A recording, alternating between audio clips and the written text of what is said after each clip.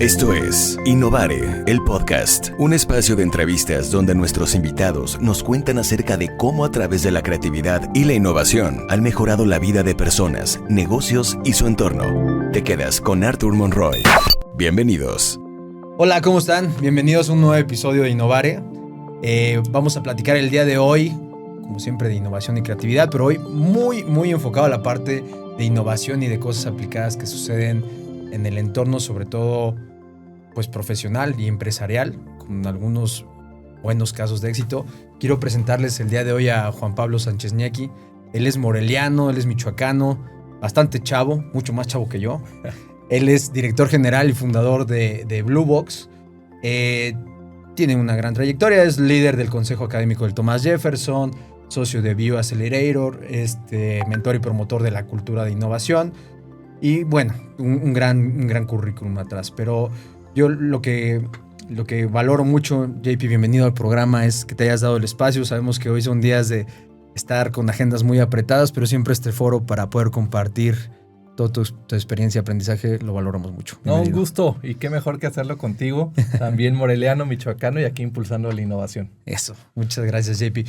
Oye, pues justo creo que hay un montón de temas que abordar. Yo sé que mucha gente ha escuchado acerca de Blue Box, pero para ir poniendo como en contexto, así muy puntual y muy concreto, ¿quién es Blue Box? ¿Quiénes son? ¿Qué hacen? ¿Cómo aportan valor? Va. Bueno, Blue Box la fundamos en conjunto con Arturo. Sí, ahí tengo sociedad. Con Alex hace ya 13 años. Uh-huh. Y el mantra que siempre nos ha movido en Blue Box es que los emprendedores van a cambiar el mundo. Eso fue lo primero que definimos que era lo que nos movía como fundadores. Y sobre eso empezamos a buscar un modelo que nos permitiera apoyar e impulsar más emprendedores a cambiar el mundo. Okay. En el camino nos dimos cuenta que la mejor sinergia que puede existir es la colaboración entre un emprendedor y grandes compañías. Okay. Lo que le llamamos corporativos. Empresas grandes que tienen capacidades, que tienen mercado, que tienen experiencia. Y que los emprendedores que traen a la mesa, pues traen innovación, muchas veces pasión, conocimiento y una necesidad muy identificada en diferentes mercados.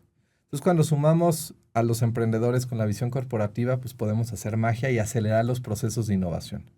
Eso nos fuimos dando de cuenta en el camino y así fue como empezamos a construir Blue Box. Blue Box el día de hoy es un aliado estratégico para los corporativos en la construcción de ecosistemas de innovación. Uh-huh. Y hablamos de ecosistemas porque la innovación no solamente es pensar al interior, ¿no? Capacitar a la gente, tener áreas de investigación y desarrollo, sino también pensamos en de qué forma esa gente interna los podemos vincular con externos.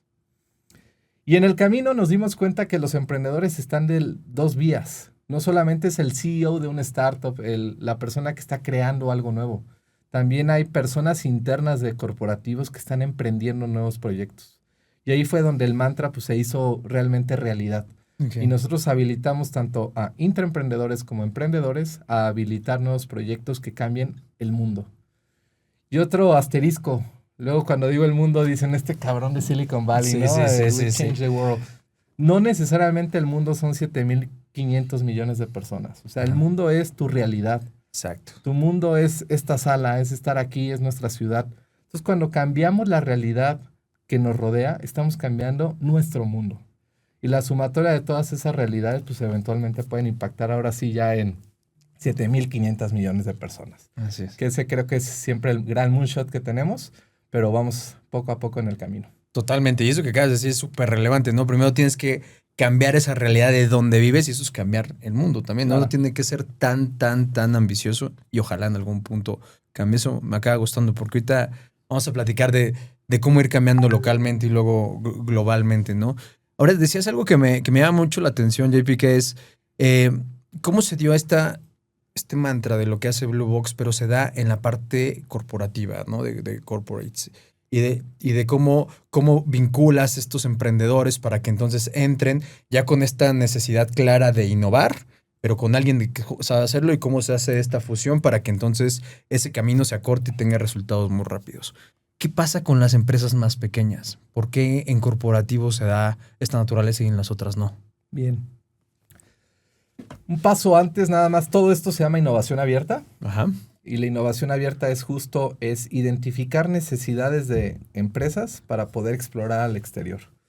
Eso es algo que a nivel Latinoamérica realmente hace 10 años no existía. Todo este boom empezó a partir del 2015-2016. Ok. Sin embargo, era una práctica global que se tiene documentado académicamente desde 1914. Y te voy a platicar la historia. Fue cuando DuPont invierte en General Motors. Ok. General Motors, claramente muchos la conocen ya, una gran armadora de autos. Ujú. Pero en su momento era una startup que estaba con una tendencia que eran los motores de combustión interna, el ensamble, las líneas de producción de Henry Ford, y lo que querían era habilitar vehículos para la masa. Y esa era la visión que tenía en su momento General Motors. DuPont, una empresa química de más de 200 años, que produce desde hoy por hoy aceites, filtros para la industria automotriz. Pero en ese momento no producía Pinturas, nada ¿no? para la industria automotriz. Ujú. Invierte en General Motors y se da cuenta toda la gran industria que estaba creciendo. Entonces DuPont, a través de esa inversión, conoció una industria y habilita una nueva unidad de negocio de productos hacia la industria. Ok. Ese es el primer caso académico y yo creo que él marca muy bien las ventajas de la innovación abierta y la colaboración. Y es poder explorar nuevas industrias, poder conocer y poder con ese conocimiento habilitar cambios al interior. A nivel corporativo, pues eso funciona de forma estructurada. Te diría que a nivel empresarial, lo que se debe de impulsar a nivel pymes, pensando en empresas más pequeñas, es que nunca se pierda el emprendimiento en el empresario. Que el empresario siempre tenga esta visión de poder estar explorando mercados, conversaciones, soluciones, para que ese conocimiento lo pueda llevar a la toma de decisiones estratégicas en su negocio. Tristemente, lo que sucede en el empresario en estas etapas es que la nómina, la competencia, el crecimiento, los bancos, cambios arancelarios, todo eso hace que el empresario esté inmerso en solamente estar pensando en su negocio. Ujú. Y eso lo que permite es solamente decisiones pensando en el hoy. Ujú. Entonces, la forma en la que podemos habilitar en empresarios más pequeños el pensamiento abierto es sacándolos de esa zona de solamente pensar en un punto y llevarlos a otras experiencias. Experiencias bien simples, nada costosas, como ir al Talent Land, eventos de innovación. Tomar cursos de nuevas tendencias, hablábamos de la inteligencia artificial previamente. Entonces, todo eso es lo que necesita el empresario siempre estar destinando, yo te digo, un porcentaje importante de su tiempo a tener estos nuevos inputs de información para que le permita tomar decisiones. ¿Qué proyecto has hecho de innovación? Uno que digas, a lo mejor que pueda ser muy exitoso, pero que a ti te guste mucho contarlo. Es decir, hicimos esto, se innovó y se implementó de esta forma. ¿Con cuál podrías platicarnos? Pues mira, ha habido grandes casos de éxito, realmente. Te voy a platicar, yo creo que un par, a ver si me sale por ahí el tercero, pero hay que entender que luego la innovación puede impactar en diferentes aspectos. Así es. Producto, forma de comercialización, construcción de modelos de negocio, forma de operar. Si me voy a producto, nosotros colaboramos con Bimbo. Okay. Ya llevamos con ellos como 7 años colaborando en diferentes enfoques.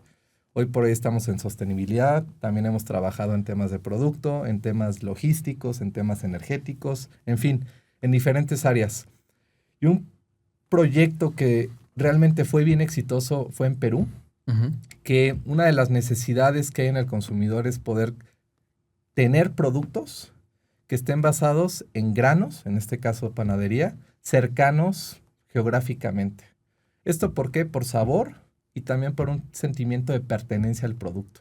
Okay. Si a ti te están dando un pan, que ese pan posiblemente el grano se produjo en Estados Unidos, pues no tienes esta cercanía de decir estoy apoyando a los agricultores cercanos. Okay. Encontramos un emprendedor que lo que hacía era, a través de tecnología, podía ligar la producción del grano y qué sucedía con ese grano. Como la trazabilidad. Totalmente. Sí, la trazabilidad y la tecnología era blockchain. Okay. Pero al final, pues la tecnología es un proceso habilitante. Lo interesante de esto es el objetivo final, que era darle trazabilidad al grano para darle certeza al consumidor que era un grano producido en su estado, en su país, por artesanos, en este caso agricultores, Okay. de la región. ¿Qué sucede?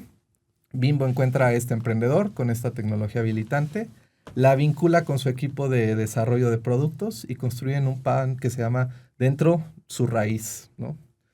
Y a este pan, su raíz o sus raíces, recuerdo, le ponen esta tecnología y le dan certeza al consumidor que el grano está producido en su región. Okay. En el sector de la movilidad, uno de los principales riesgos son los accidentes. Uh-huh. Y los accidentes suceden siempre. Tenemos insumos como el celular que nos quitan la atención del camino. Entonces, ¿de qué forma podemos evitar que eso suceda? Tenemos accidentes porque velocidad, por vueltas inapropiadas. Uh-huh. En fin, hay muchas variables. Encontramos esa problemática que es muy relevante. Más allá del tema económico, es toda la parte del impacto que puede haber en las personas. Un accidente puede inclusive ser fatal para algunas personas, ¿no? Entonces encontramos muy bien ese problema y empezamos a buscar tecnologías. Encontramos un emprendedor que se llama Adrián, se llama Airbag, la plataforma, y cambió totalmente el chip. Anteriormente, y mucho como está impulsada la cultura de una compañía, es a regaños, ¿no? Oye, no hagas esto. ¿Por qué hiciste esto? Chocaste, descuento. ¿Sí me explico? O sea, van a tratar de mitigar una acción mediante el joder y joder. Claro. Entonces, Airbag lo que hace es agarra una tendencia que es la gamificación. Okay. Utiliza la tecnología en celular. Entonces, habilita una plataforma dentro de los celulares de los conductores que lo que permite es darle trazabilidad al comportamiento de conducción de los conductores. Velocidad promedio, si utiliza el celular, si lo abrió, si abrió determinada aplicación. Vueltas extremas, los ángulos. Y basado en esas tres variables principalmente, empieza a generar gratificación. Oye, aquella persona que respetó límites de velocidad, que no utilizó su celular, le da ciertos beneficios. Coins o monedas o estrellitas. Uh-huh. Y eso es el concepto de gamificación, ¿no? Sí, Vas sí. tú generando niveles. Sí. Y al conductor que llega a determinado nivel puede llegar a convertir sus monedas digitales en productos físicos para su casa o para su uso personal. Desde licuadoras hasta Alexas hemos entregado. Okay. Entonces, cambió totalmente el comportamiento cultural. Ya no es enfocarnos en el error, sino más bien ya es gratificar las buenas acciones. Okay. Se utilizó la tecnología y se encontró un problema que realmente impacta más allá de lo monetario en las vidas de las personas que transportamos. Y ahí tenemos un gran emprendedor que es Adrián en esta plataforma. Ese proyecto, hoy por hoy, lo que ha permitido es, en conductores que tienen una calificación baja, poder hacer que mediante el incentivo positivo empiecen a mejorar sus hábitos de conducción. Y a los conductores que ya lo hacían bien, gratificarlos y seguir impulsando esa actividad correcta. Okay. Entonces lo que está haciendo es cambiando totalmente la cultura en este sector y específicamente en Y ahí los que están más abajo les llegaba la multa directo por mail, ¿no? Sí. Y los que están más abajo claramente hay que tomar decisiones y los que no mejoran, pero ya tienes una forma muy Tenías objetiva una de data poder del estar comportamiento viendo. de toda esa comunidad. ¿En dónde se está usando ahorita? Esto se está utilizando en Flecha Amarilla, Ajá. en los autobuses que utilizamos Sí, diariamente, sí. Primera Plus, también por ahí está Roland Beats. Sí. Y es una tecnología que también nos da mucho más certeza como consumidor. Y bueno, y más allá de esto también es el impacto en el usuario final. Uh-huh. Tú cuando te subes a un autobús y sabes que tu conductor está siendo monitoreado, te sientes más seguro. Claro. Y esa percepción es fundamental para hacer un viaje más tranquilo e incrementar la satisfacción del usuario final. Entonces son ejemplos que te pongo ahorita en la mesa, uno muy de producto, otro muy tecnológico, pero con impacto ambos en el consumidor final. ¿Y ambos tenían como bien claro de los dos lados, o sea, como el brief de lo que necesitan? ¿O fue algo que se fue descubriendo sobre la marcha y dijeron, aquí está la oportunidad, vamos a charlandar? Digo, me queda claro que con Adrián, él ya había montado esa plataforma para resolver ese problema. Pero del otro, por ejemplo, de lo de Bimbo, ¿fue algo que fueron descubriendo y entonces se convirtió en un objetivo? ¿O alguien dijo, a ver, necesitamos hacer esto y ya le dieron? Sí, yo creo que en ambos casos hay un interés, ¿no? Hay un mandato estratégico. Al final creo que la innovación en cualquier organización tiene que estar alineada a la estrategia. Y es el enfoque que traes, ¿no? Si la estrategia es brindar productos más cercanos al consumidor, si la estrategia es ser un medio de transporte seguro para nuestros usuarios, ahí está la estrategia y eso muchas veces proviene desde la misión, visión, valores. Entonces, cuando tenemos clara la estrategia, podemos encontrar espacios. Ujú. Y el espacio es seguridad. Si la seguridad tú la desmenuzas, la seguridad puede ser resuelta desde donde vas sentado, el cinturón, el que uses el cinturón. Va en el tipo de autobús que estás utilizando, en el conductor. Y no solamente durante el manejo, previo al manejo, cómo llega el conductor, cómo termina el conductor, en identificar accidentes más adelante, baches, en fin. A lo que voy es, el problema existe, pero lo desmenuzas entre todas sus variables. Lo interesante de los procesos de innovación abierta es que el problema lo dejas fijo, las variables las defines y tú traes tecnologías. Así es. Cuando traes una tecnología y lo conoce la persona interna de la empresa, la persona interna ahí cambia su chip y empieza a ver, oye, mira, esta tecnología puede impactar en esta variable y en esta otra variable. Y ahí es donde digo que la innovación abierta se vuelve innovación interna, porque realmente la persona interna habilita la tecnología alineada a las realidades internas y se construye el uso o el caso de uso, ¿no? Ujú. Entonces, dicho esto, respondiendo a tu pregunta, creo que el brief no es claro en la variable, pero sí es claro en la problemática a atender. Ok. Y el proceso de innovación se va construyendo. Estos procesos son, o sea, se tienen que llevar con tiempo, con velocidad, pero también hay que dejarlos madurar en las mentes de las personas. Entonces no nos podemos hacer en una semana. En Totalmente. ocasiones son conversaciones de 2 o 3 meses y uno en este proceso consultivo tiene que estar con el cliente, con el corporativo. No, y Oye, en un ¿qué principio has hasta visto? poner ¿Qué has como pensado? ablandador mental, ¿no? De, a ver, ábranse Claro. a estas opciones, a que va a haber un camino, porque tienes que tener a todos los stakeholders ahí metidos para que esto fluya conforme al proceso que ustedes van a Totalmente. implementar. Ese es así algunos ejemplos. Si me permites platicarte otro Sí. más directo. Hay, y que siguen tratando de resolverse, ¿eh? Ujú. En la industria textil, Ujú. ya yéndonos a la otra parte. Mucho de lo que traemos puesto es plástico. Ujú. Si tú ves las playeras, ahí trae 80% poliéster, Ujú. plástico. Y pocas veces nos ponemos a pensar en el impacto que tiene el desechar ropa. El fast fashion Ujú. está generando contaminación. Y ahí vemos algunas iniciativas de Zara, Grupo Inditex, impulsando economía circular de la ropa. El problema de la ropa es que no es tan fácilmente reusable o reciclable. A diferencia de una botella que la metes a un proceso Después lo metes, lo mueles, sale pellet, y digamos. otra vez, vámonos. Ujú. La ropa no, porque trae diferentes componentes. Puede traer desde poliéster La tarde, hasta Estadio algodón. Ignacio López Rayón. ¿Y cómo divides el poliéster y el algodón? Como lo separas, sí. Entonces, esa separación se da a través de procesos mecánicos, romper, desgarrar y químicos. Ujú. Todo ese proceso es donde se está buscando mucha innovación. Y hemos encontrado soluciones desde Asia hasta en Estados Unidos que están empezando a explorar cómo hacer ese proceso lo más eficiente posible. Y que sea escalable para la gran cantidad de ropa que se está tirando, ¿no? Y que está quedándose en vertederos, en basureros.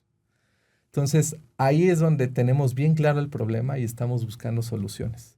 Y el día de hoy ya estamos construyendo un piloto en Colombia junto con nuestro cliente corporativo para ver de qué forma podemos empezar a probar esa tecnología, resolver toda la logística inversa, que es básicamente tu ropa, recolectarla, enviarla a las fábricas donde se va a hacer esta separación. De composición, ajá. Y eventualmente esos pellets vuelvan a caer en producción de poliéster para que eventualmente vuelva a ser una prenda. Para que realmente sea un ciclo Claro. y podamos hablar de economía circular. Sí, porque si no se va a quedar la mitad en la recolección nada más y Sí. ahí ya no va a acabar fluyendo hacia el otro lado. Entonces ahí hay muchas conversaciones. Este proyecto es de años, de meses de investigación en donde tenemos que estar alineando perspectivas. Pero lo importante de esto es que el problema es suficientemente grande para valer las horas y los recursos que se le están dando al proyecto. Sí, totalmente es un problema aparte global. O sea, Y que para esta empresa que produce telas es una ventaja competitiva que puede brindar a sus clientes, a las marcas. ujú. Porque va a decir, mira, esta prenda, esta tela, viene 100% por medio de reciclado, ¿no? Y no es un reciclado de que yo agarré botellas pellet y las convertí en tela.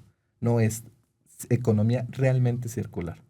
Y esa propuesta de valor es valiosa para marcas y esas marcas las transmiten al consumidor y el consumidor retribuye a las marcas comprando sus productos. Ahorita cada vez hay mucho más nivel de conciencia de parte de los consumidores de que sea este tipo de todo lo que sea green, todo lo que tenga que ver con reciclable, todo lo que tenga que ver con cercanía, pertenencia y todo eso, y son valores agregados ante una industria tan agresiva que es La ropa. las ropas. Entonces eso creo que hace mucho la diferencia, como dices tú.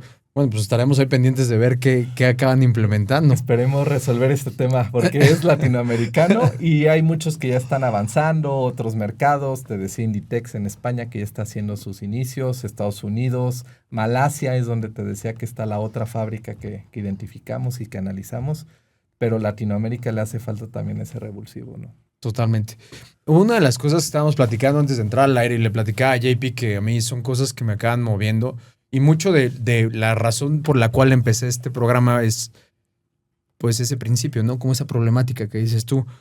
Yo, de 20 años de estar en la parte de la industria, de la parte digital, veía como siempre como una referencia de todo el talento que sale de Michoacán, de toda la gente capaz que ha logrado hacer cosas en términos tecnológicos, en términos de innovación, muy, muy relevantes, pero como en nuestro estado el talento se acaba yendo a otro lado, se acaba contratando por empresas de otros países o acaban buscando suerte en algunas otras startups, ¿no? Le decía a JP que acabo de regresar de Talentland, fue hace 2 semanas, justamente en Guadalajara. Quien ha escuchado de Talentland es un evento que actualmente trae alrededor de 35,000 asistentes entre emprendedores, estudiantes, empresarios y conjuntan toda la tecnología en la Expo Guadalajara, en donde hay un montón de mentores, hackatones y se concentra toda la parte de poder hacer proyectos, sobre todo de tecnología, ¿no? Entonces se denominaban en Jalisco como pues, el Silicon Valley de México, ¿no?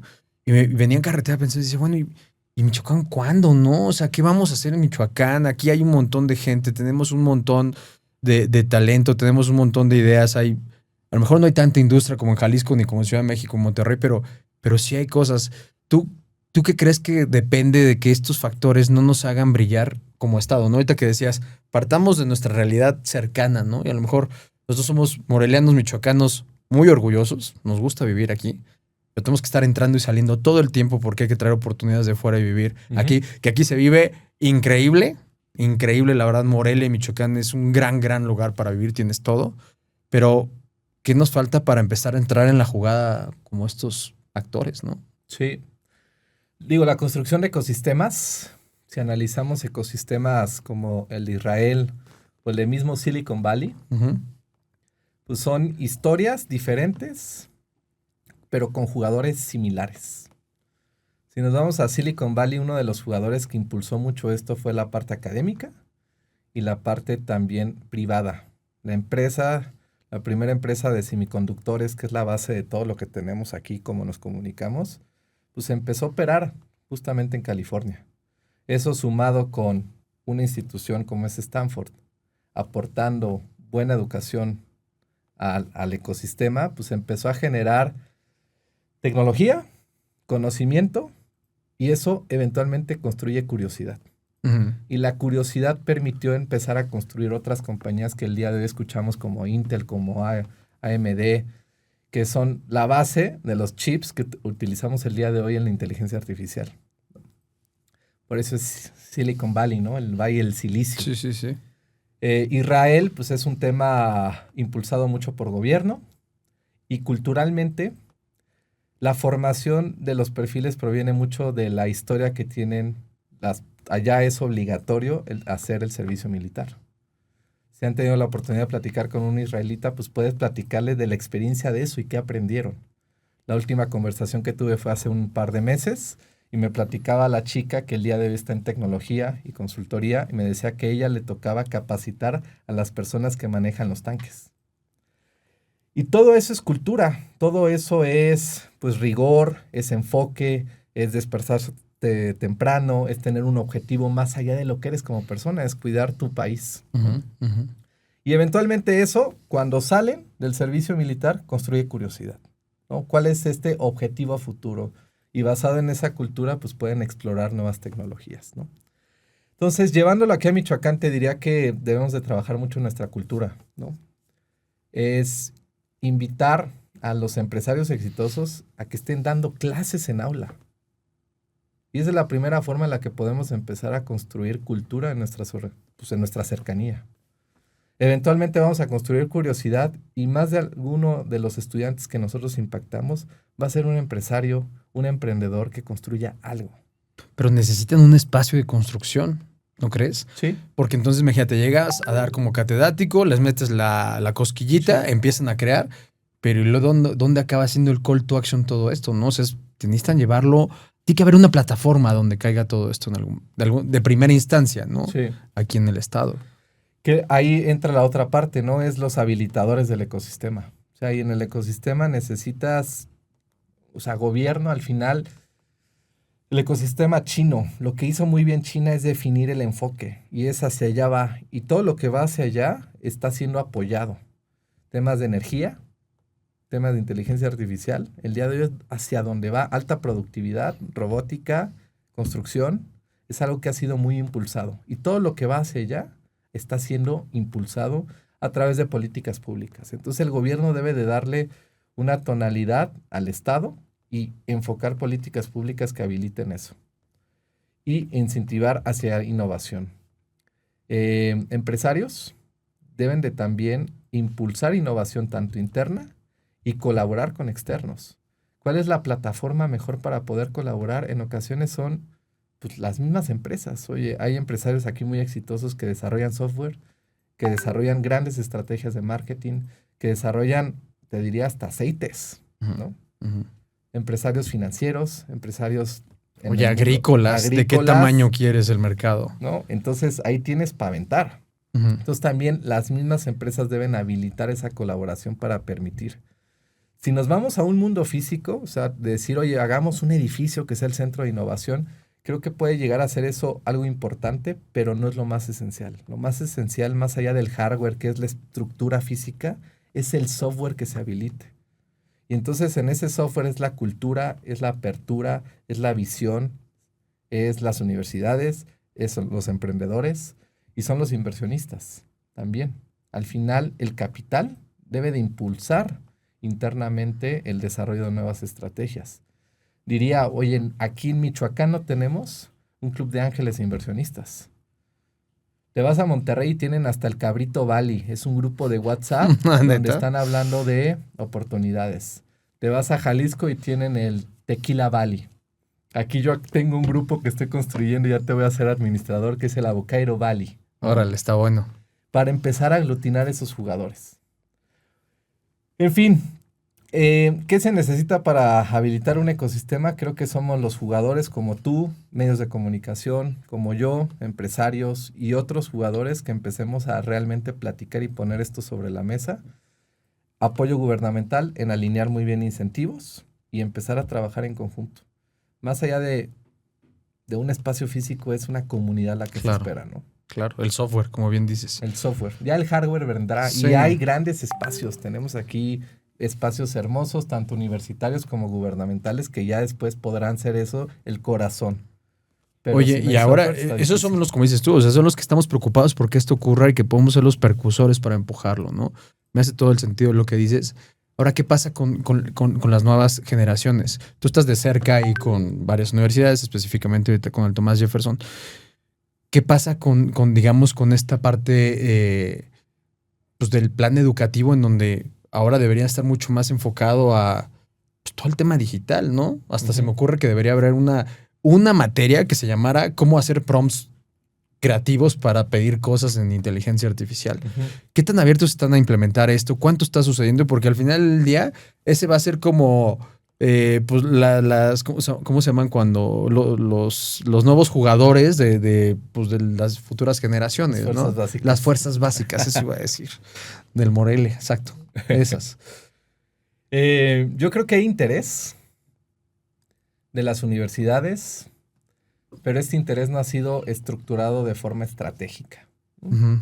¿Y qué ha sucedido? Que más bien la implementación de algunas herramientas ha venido más de algunos profesores que por su gran labor que ejecutan en el día a día la empiezan a impulsar en el uso de su cátedra. ¿Qué se necesitaría? Empezar a capacitar primero a los tomadores de decisiones en torno a esto y que vean la posibilidad que tiene la inteligencia artificial. Y no solamente lo que vemos como el día de hoy herramientas como ChatGPT, Gemini o las que existen, sino también las capacidades que hay de nuevas herramientas que están surgiendo impulsadas en casos de uso muy específicos. Muy específicos. Ujú. Como generación de imágenes, generación de bots de venta, generación o administración de redes sociales, generación de videos, en fin, todos los usos específicos. Entonces, que también vean en todo el ecosistema de posibilidades. A través de eso, pues, deberíamos de llegar a la currícula. Al final dependemos de la Secretaría de Educación Pública. Y para impactar en la currícula necesitamos generar esos procesos de REBOE, ¿no? Te diría ahí, tendremos que también habilitar esa flexibilidad en los procesos de REBOE para que una institución educativa no tenga que esperar 4 años para hacer un cambio integral de sus REBOEs, sino que estos cambios puedan llegar a ser integrales en 1 año, si es que se está quedando obsoleta la carrera. El día de hoy, hasta donde tengo entendido, es un 25% lo que se puede hacer anualmente, que es bueno, pero necesitamos habilidad y agilidad. ¿Un 25% de qué? De cambio en tu currícula Ok. anualmente. No está mal. O sea, en 4 años podrías cambiarla al 100%. Sí, por eso comentaba eso, justo. Entonces, ¿qué necesitamos? Pues flexibilidad y agilidad, ¿no? Para que posiblemente en 1 año puedas cambiar toda tu currícula. Y no va a suceder eso. Al No, no final va a hay pasar. conocimientos base. Así es. Hoy por hoy, la inteligencia artificial es un gran agente que te permite resolver dudas. Ujú. Pero para generar las dudas necesitas tener estructura mental y conocimiento. Pensamiento lógico. Esas habilidades son fundamentales. Te diría, otra habilidad fundamental es la de asertividad en la comunicación. Ujú. En la medida en la que seas asertivo solicitando una actividad, vas a poder encontrar la respuesta correcta. Es correcto. Y la habilidad estratégica, algo que también veo, muchos de los, al menos en mi industria de la consultoría, muchos de los analistas que lo que hacían era analizar documentos y generar conclusiones, eso ya los hace la AI. Ujú. Entonces la parte de analistas empieza a ser menos necesitada gracias al uso de AI, generativa específicamente. ¿Qué va a suceder? Pues que necesitamos más pensamiento estratégico. Y ese pensamiento estratégico al final es generar curiosidad y estructuras lógicas en los estudiantes para que puedan hacer uso correcto de estas herramientas. En conclusión, ¿qué necesitamos en las universidades? Es que los tomadores de decisiones realmente entiendan la trascendencia que esto tiene, agilidad en el ajuste de planes de estudio y que eventualmente a nivel estudiantes y profesores lo puedan implementar correctamente. Y otra cosa importante es inversión. Todas estas herramientas demandan inversión. No pensar que va a ser gratis, utilizar GPT gratis. No, hay que invertirle sus Así es. $20 al mes. Así Eventualmente hay que invertirles en otro tipo de plataformas. En mi compañía, el día de hoy, uno de los presupuestos más abultados es la parte tecnológica. Y estamos invirtiendo ahí, yo te diría, como un 5 o 7% de los ingresos en pura tecnología. Qué bueno que tocas ese tema. Justo era lo que te iba a preguntar, que cómo permeas en la cultura organizacional el tema de innovación y de tecnología. Pues tienes que tener herramientas Claramente. y las usan todos los días. Y se incentiva el uso de las herramientas. Y no se ve como, entonces lo hizo GPT o lo hizo tal inteligencia para hacer imágenes. No, más bien se retribuye y se felicita y Claro. se genera, inclusive el año pasado, a final de año, hicimos un concurso en donde era casos de uso. ¿Cuál es el mejor caso de uso dentro de la compañía? Y estaban desde los abogados, los administradores, la gente de talento humano, la gente operativa, los consultores, presentando cómo habían utilizado la inteligencia artificial. se votó y se dio un premio económico en efectivo al ganador, ¿no? Que fue Nelson justamente, ¿no? Entonces, sí, o sea, tienes que tener mirada estratégica, habilitar las herramientas y después hacer todo el proceso de cambio cultural, que es básicamente incentivar el uso mediante actividades como la que te platicaba de premios, ¿no?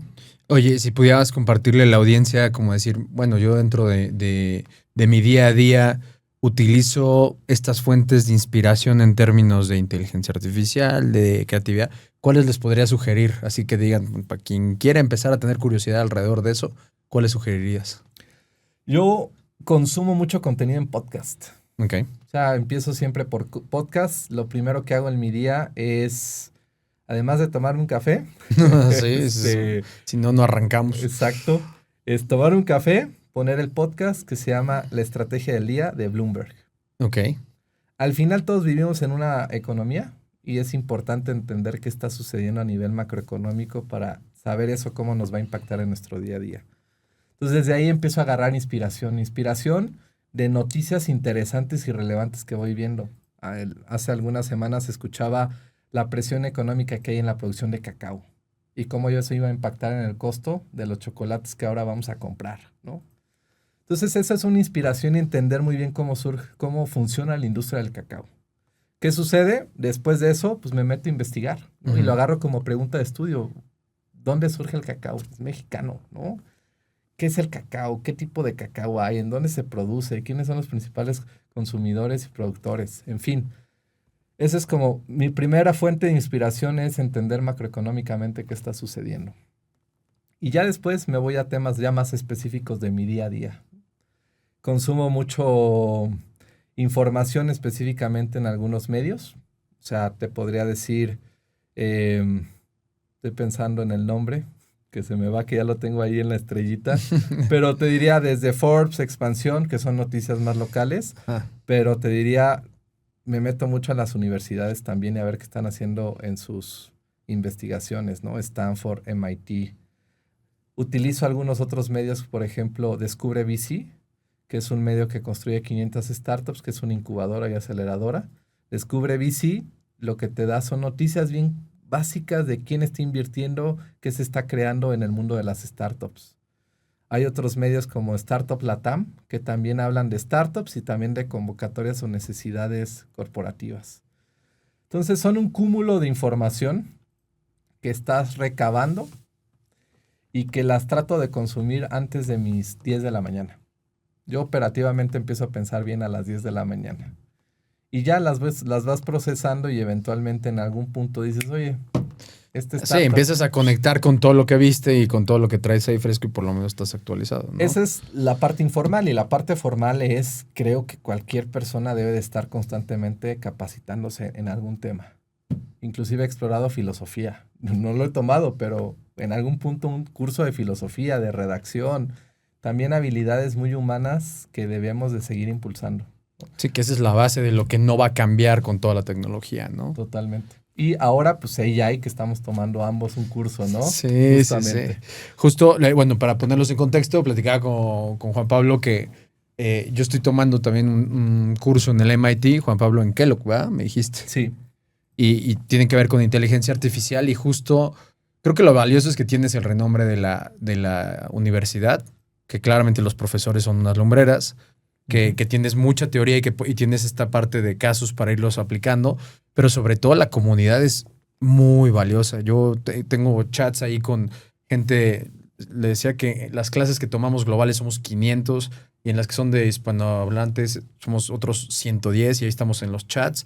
Y bueno, haces por lo menos este rebote de lo que no puedes hacer físicamente, pero ahí estás intercambiando todo el tiempo. Y parte de las tareas de la plataforma es interactuar con tus compañeros y nutrir comentarios e ideas respecto a las tareas de los otros, ¿no? Entonces eso pues enriquece mucho desde muchas perspectivas también hacerlo. En los foros de discusión y todo esto. En los foros de discusión.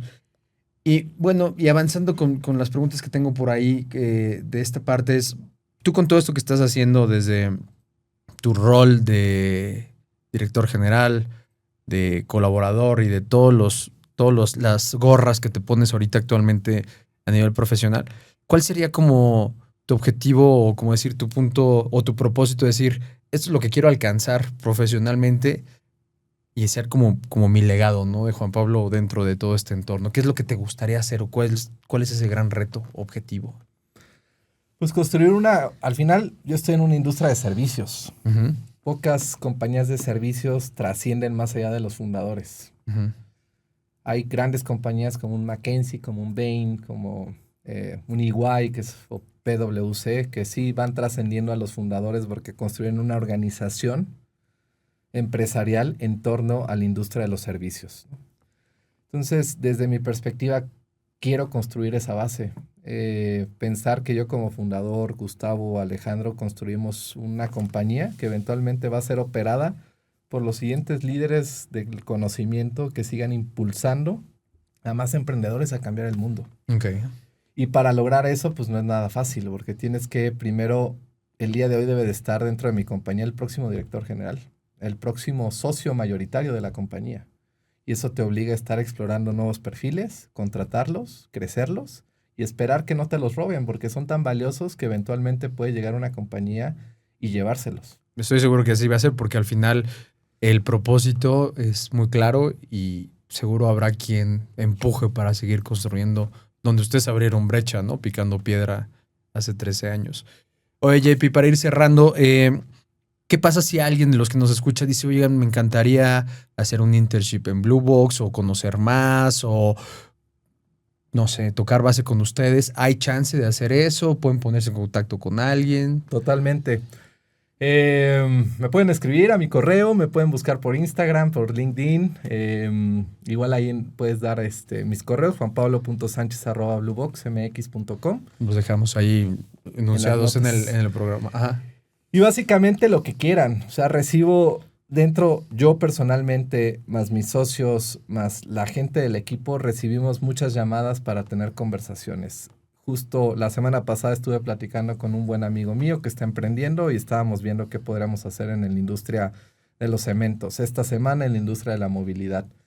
Mismo esta semana me enteré que una persona del equipo estaba platicando con un estudiante de MBA, del IPADE, para escuchar retroalimentación en su carrera profesional dentro del Venture Capital. En fin, al final es parte de nuestra cultura tener muchas conversaciones con personas del ecosistema. Te voy a platicar una historia muy peculiar que me sucedió. Fui a Seattle de vacaciones con mi familia. Nos recibieron 2 amigos. Una pareja de amigos. Me voy a echar unas cervezas con mi amigo, Sagif, y me invita, oye, vámonos a echar unas cervezas para uno de estos eventos del ecosistema. Van a hablar de inteligencia artificial, pues vamos. Ajá. El presentador del evento dice, oye, ¿quién viene de muy lejos? Pues levanto la mano y digo, yo vengo de muy lejos. ¿De dónde vienes? ¿De México? ¿De qué parte de Morelia? Ah, bravo. Fui el que más lejos estaba, me paro, ya me presenté, soy Juan Pablo. Porque nadie sabía que era Morelia, yo creo, ¿no? Sí. Bueno, básicamente me paro y ya sigue el evento. Regreso a mi casa después del viaje de vacaciones y me busca una persona por LinkedIn y me dice, Juan Pablo, te viene el evento. Yo soy de Morelia, estudié en el Tecnológico de Morelia, trabajo en Microsoft. Órale. Dije, chingón. Hablé con él, oye, ¿dónde estás? Ya no estaba en Microsoft, pero me platicó toda su historia. Hombre, le han de haber brillado los ojos al compadre, claro, ese cuando te vio, ¿no? Entonces, imagínate eso de que a veces vas a un evento, no sabes tú. Yo iba por unas chelas con mi amigo. Sí. Y me tocó ahí platicar y encuentro la conexión con Morelia. Entonces, a lo que voy con esto, estamos abiertos a seguir conversando con nuevos perfiles para sea lo que sea, ¿no? Desde echarnos una cerveza hasta si quieren hacer algunos trainees, que les llamamos dentro de la compañía, también tenemos un programa de trainees. También ha sido muy exitoso, muchos de ellos han emprendido, muchos de ellos siguen en la compañía e inclusive muchos de ellos también ya están dentro de corporaciones importantes. En fin, búsquenme, juanpablo.sanchez@blueboxmx y ahí podemos conversar. Sí, tiene un espacio bien padre, la verdad, de Blue Box, ahí están unas oficinas por Altozano, sin embargo siempre hay más espacios para, puede ser ahí o puede ser en cualquier lugar, como dices tú, el chiste es hacer las conexiones, pero bueno, aprovechando los canales y la apertura, yo creo que vale mucho la pena. JP, yo sé que nos podemos echar horas platicando del futuro de todo esto, porque estamos metidos en la misma industria, estamos haciendo parte de colaboraciones juntos, pero me gustaría que como por último le dieras un consejo a lo mejor un consejo que te han dado o tú darles un consejo a la gente que esté escuchando y que luego nos ve como en retrospectiva y decir, híjole, qué padre lo que se puede hacer y yo a lo mejor no he estado inmerso en eso. ¿Qué consejo le podrías dar a la gente que nos escucha? Uf. ¿Cuál de todos? Desde la perspectiva de construir una organización innovadora, platicaba yo con uno de mis inversionistas que se llama Charles. Él es una persona de Estados Unidos, muy exitosa, construyó compañías, las vendió en el mundo de la seguridad. Y le decíamos a Charles en una conversación que teníamos los socios, oye, Charles, ¿tú qué buscarías en un perfil para Blue Box? Uh-huh. Y la respuesta fue curiosidad. Órale. Lo que te platicaba previamente de la curiosidad y el detonar curiosidad en las personas proviene de esa conversación. Porque nos dijo una variable que no esperábamos, ¿no? Pues yo esperaba que me dijera, no, busquen a alguien técnico, les hace falta en el equipo. Entonces nos habló de esta variable de la curiosidad. El tema de estos perfiles curiosos es que son difíciles de administrar. Ah, de administrar. De administrar, no, y de encontrar. Sí, ya que los encuentras, administralos. Claro. ¿Por qué? Porque este perfil curioso va a ser el que posiblemente te rete en una reunión, te cuestione toma de decisiones, te traiga nuevas oportunidades que salgan de tu zona de confort. Entonces, el tener perfiles curiosos en la organización, que es parte del consejo, es busquen esos perfiles, también te obliga Totalmente. a romper paradigmas de gestión. Paradigmas como el de yo estoy siempre bien, paradigmas como el todo es claro, todo tiene que tener un plan, paradigmas como el todo tiene que estar unido. Uh-huh. Pues tienes que a veces dejar a gente curiosa hacer lo que bien hacen, que es cuestionarse la realidad. Y eso para un financiero es una patada, ¿no? Eso para una persona que le gusta tener todo claro. Entonces necesitamos romper ese paradigma. Bluebox.mx, ¿verdad? Blueboxmx.com. Blueboxmx.com, que van a ver algunos de los proyectos y casos de éxitos que han hecho. Y bueno, pues nos vemos en el siguiente episodio. Saludos.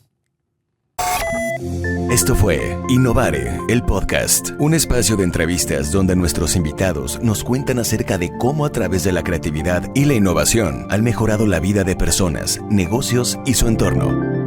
Hasta la próxima.